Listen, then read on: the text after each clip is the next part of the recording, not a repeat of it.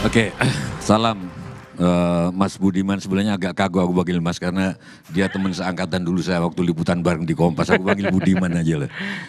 Dan para sekjen dan ketua partai yang tadi belum saya sebut, Mas Edi. Will Rogers, komedian Amerika, pernah berkata bahwa politik itu mahal. Bukan untuk menang, bahkan untuk kalah pun itu mahal. Nah sekarang saya ingin agak mundur ke leluhur sejenak gitu loh. Dulu di zaman tahun 70-an aja, bapak saya itu bilang, termasuk karma buruk adalah orang yang mau bekerja sama, yang dibicarakan untungnya. Harusnya pembicaraan pertama adalah ruginya. Kalau rugi gimana? Saya bekerja sama dengan Mas Umam, nanti kalau rugi, sopo sing bayar. Kono, aku, itu dulu yang diomongin. Itu baru karma bagus. Nah problemnya kelihatannya koalisi ini mau ngomong untungnya aja gitu loh. Kalau aku nggak salah loh ya. Karena terbukti di setiap partai hanya ada badan pemenangan pemilu. Tidak ada badan penyiapan kekalahan. Misalnya bagaimana kalau MK nanti bikin sengketa pemilu terus tugasnya badan ini menenangkan massa. Saya sudah ngomong ini ke Pak Hasim. 2 minggu yang lalu saya di kantornya Pak Hasim Azhari, KPU. Aku jelek-jelek kan presiden juga gitu.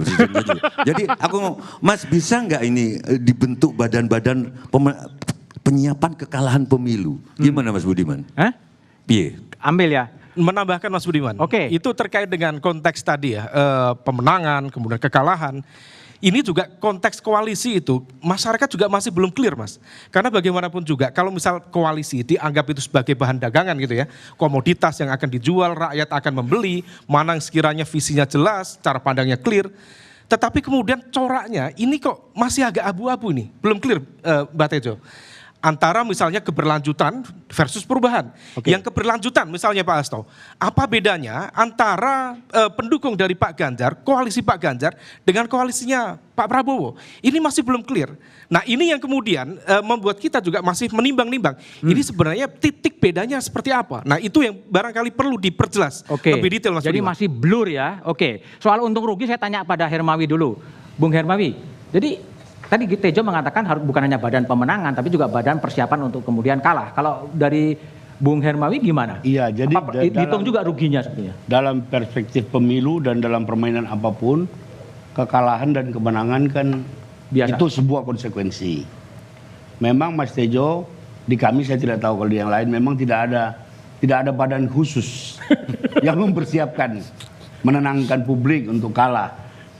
Tapi ada orang-orang tertentu yang memang kerjanya, motifnya itu menciptakan ketenangan. Dalam rapat-rapat kita juga kan selalu begitu. Tapi poin saya begini, perubahan, apa yang kami usung perubahan itu sebuah keniscayaan. Pada akhirnya, pada saatnya kita semua akan berubah. Itu pasti. Perubahan sebuah keniscayaan. Kalau tidak mau jadi fosil, tidak mau jadi dinosaurus ya kita harus berubah. Nah dalam di Nasdem mengatakan it's time sekarang saatnya berubah.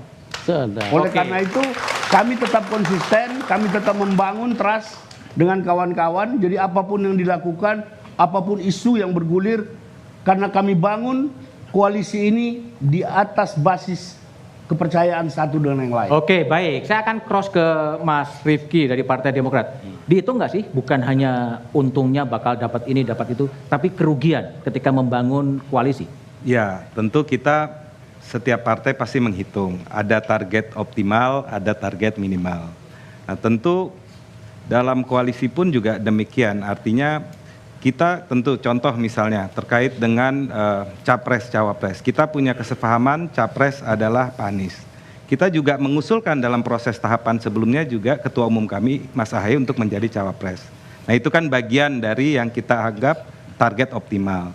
Tetapi kemudian kita kan juga punya kesepakatan untuk ini kita serahkan ke capres, di mana kita ingin sekali agar koalisi perubahan ini tidak hanya berlayar, tetapi juga menang dan dilantik begitu. Nah, jadi kita berpikir jauh, berpikir lebih besar, sehingga target maksimal, optimal, ataupun target minimal itu tentu pasti kita hitung. Oke, Bung Habib, jadi kalau tadi Umam mengatakan nggak jelas sebetulnya perubahan kesinambungan yang mau diubah apanya sih sebenarnya kalau dalam perspektif koalisi perubahan ini? Ya, yang pertama setiap pergantian itu pasti ada visi-visi baru.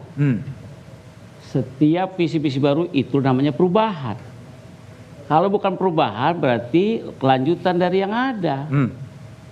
Kita sebagai pemimpin pasti akan melanjutkan hal-hal yang baik dan meninggalkan yang buruk dari kepemimpinan sebelumnya. Berarti Buat kami, Jokowi banyak yang baik ya kita ambil, oke. Yang nggak baik tinggalkan dong. Kan kita namanya kepemimpinan baru. berarti Habib agak menentang Pak Luhut. Biasa kita Pak Luhut pernah bilang, apanya yang mau diubah lagi udah bagus. Iya. Berarti menentang Pak Luhut. Udah asik dia dengan jabatan loh. Berarti Jadi Bang Luhut ini udah happy, udah lupa dia melihat ini. Kami yang masih muda pengen asik merebut perubahan ini. Oke, baik.